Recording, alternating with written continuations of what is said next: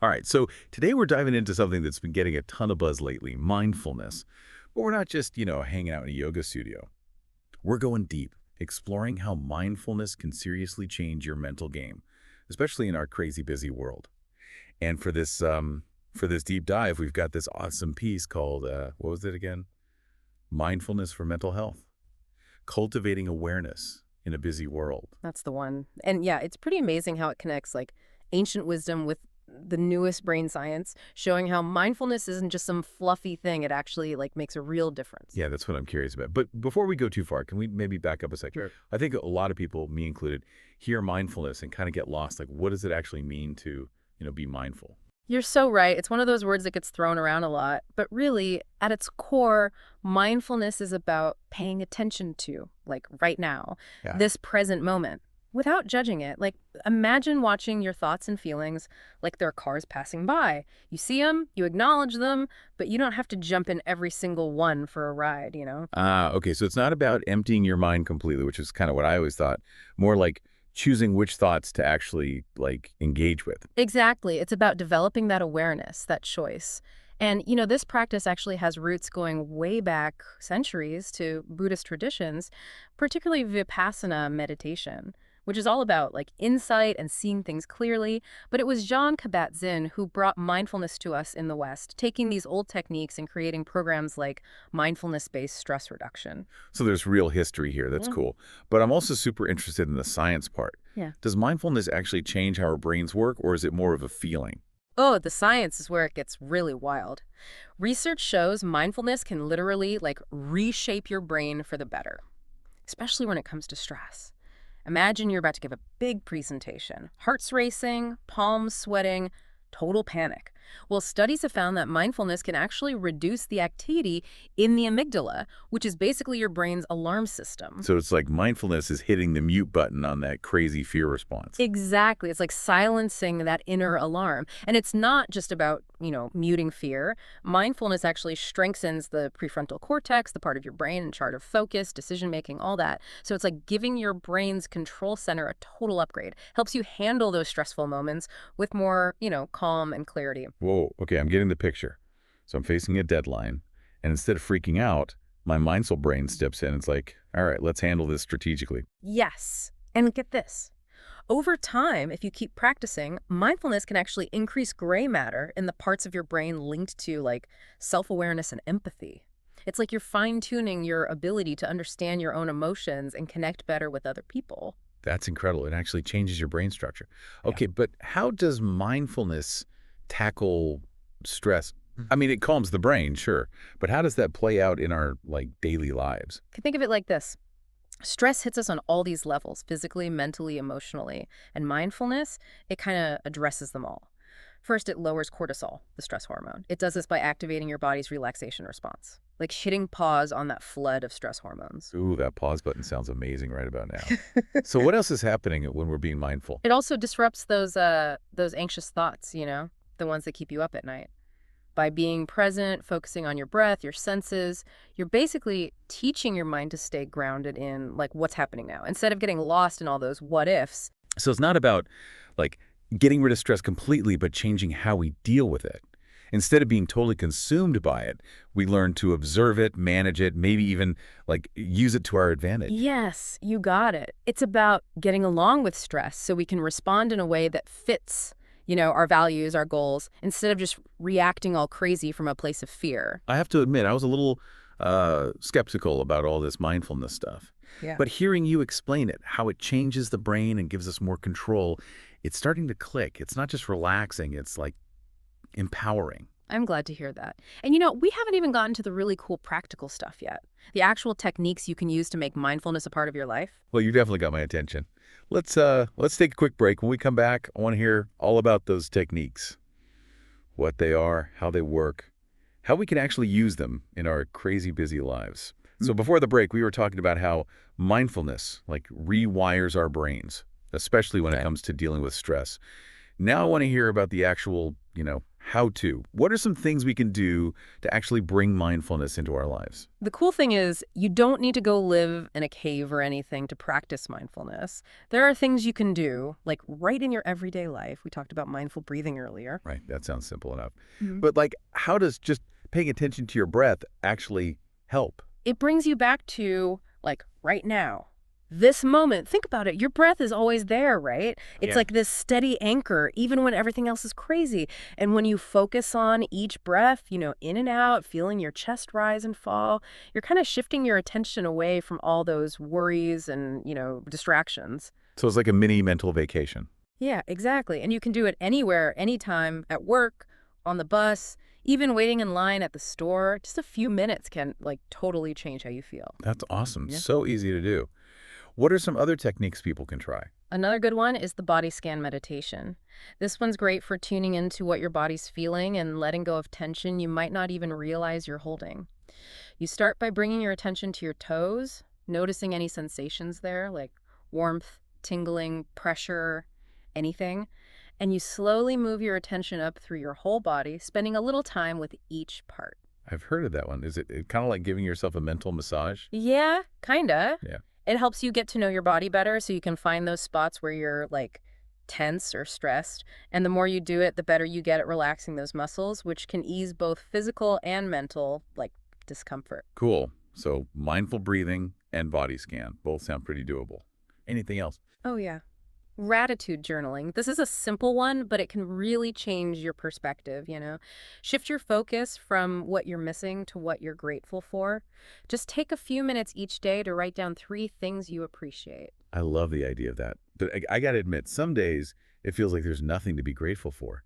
How do you keep it up when, you know, life gets rough? It's important to remember that gratitude doesn't have to be about big, huge things. It can be as simple as, like, a good cup of coffee, a sunny day, someone being nice to you.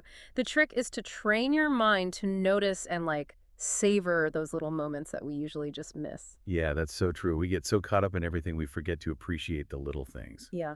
Mindfulness seems like a way to like hit pause and really be present with what we have. Exactly. And the best part is, these techniques aren't about adding more to your to-do list. It's about weaving mindfulness into what you're already doing. Just small changes in how you see things that can make a big difference in how you feel. So it's not about becoming some like mindfulness master. It's about finding those little moments of mindfulness throughout the day. Yes. It's about being aware, even when you're just doing everyday stuff, eating, walking, showering, whatever. Engage your senses. Notice the little details you usually miss. I love that. It makes it seem so much more like realistic, Yeah. not some big intimidating thing. So our source material that talks about mindfulness helping with emotional resilience. What does that mean? Like you build up some kind of mental shield against all the bad stuff. Not a shield exactly, but you're on the right track. Emotional resilience is like your ability to bounce back from setbacks, to deal with tough emotions without falling apart. Life throws all kinds of stuff at us, right? Relationships, work, just the everyday grind. Mindfulness helps us handle those things with more, I don't know, grace and calmness. Okay, I can see how that would be useful. But how does mindfulness actually build that resilience? By helping you observe your emotions without, like, judging them. Instead of getting caught up in the story of your feelings, the drama, you create some space between you and the emotion. Let's say you have a fight with someone at work. Usually you might get all defensive, think about it for hours, get yourself worked up. But a mindful approach lets you see that anger, that frustration, without letting it take over.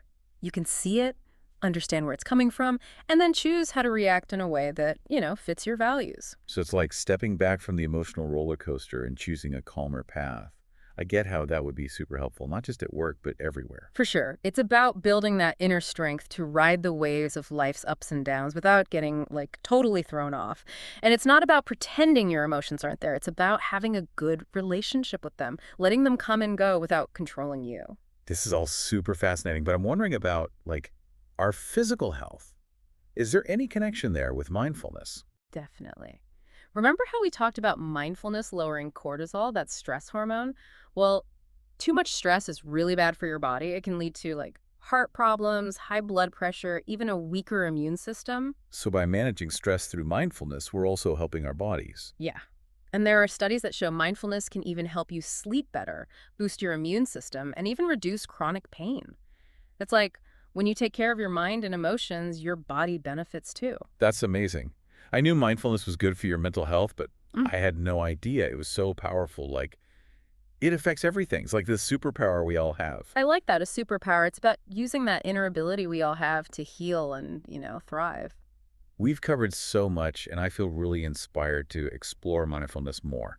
Before we get into the practical stuff, like how to make it a habit, what's the most, I don't know, compelling thing about mindfulness for you? It's how much it can change you. It's not just about feeling calmer or less stressed right now. It's about getting to know yourself better, your thoughts, your emotions, your place in the world. It's about living with more like intention, being more present, and having more compassion for yourself and everyone around you. That's beautiful. It's like mindfulness isn't just something you do, it's a way of life, a journey to living a better, more meaningful life. And anyone can do it. It's not about becoming some kind of, enlightened being. It's about showing up each day willing to be present, to observe, to learn, and to grow. It's about being okay with like the messiness of being human, being curious and open to it all. So much to think about.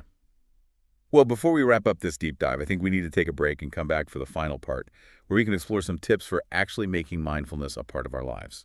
All right, so we're back and ready for the final part of our mindfulness deep dive. We've talked about all the amazing stuff it can do, the science, the techniques, but now's the tricky part, right?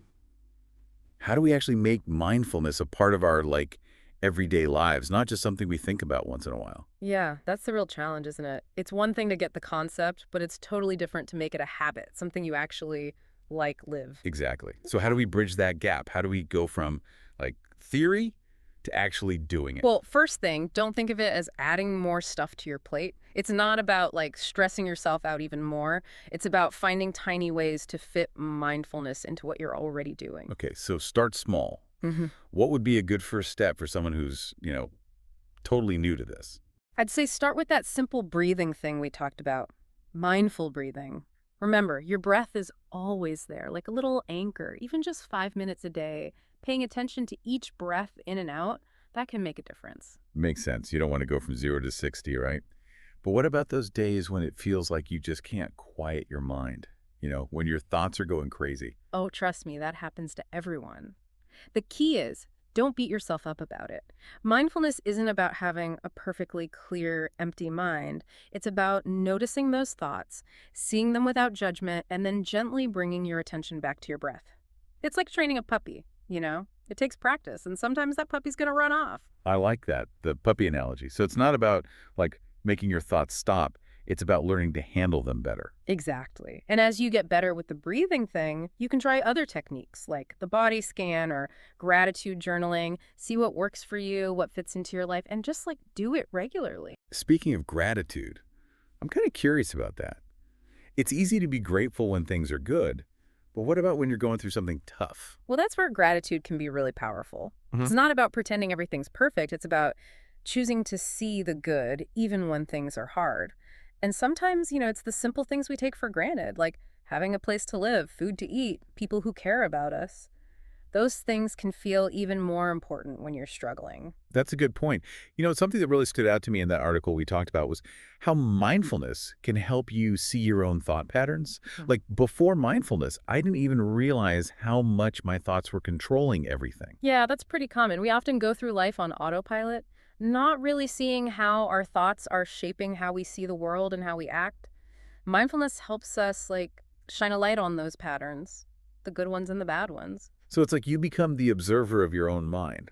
Like, imagine sitting back and watching your thoughts play out like a movie. I love that. And as the observer, you get to choose which thoughts you're going to pay attention to, which ones you're going to let go of. You're not stuck with them anymore. You get to be the director. You shape your own experience. That's pretty amazing. So it's not about stopping thoughts completely. It's about choosing the ones that actually help you. Yes.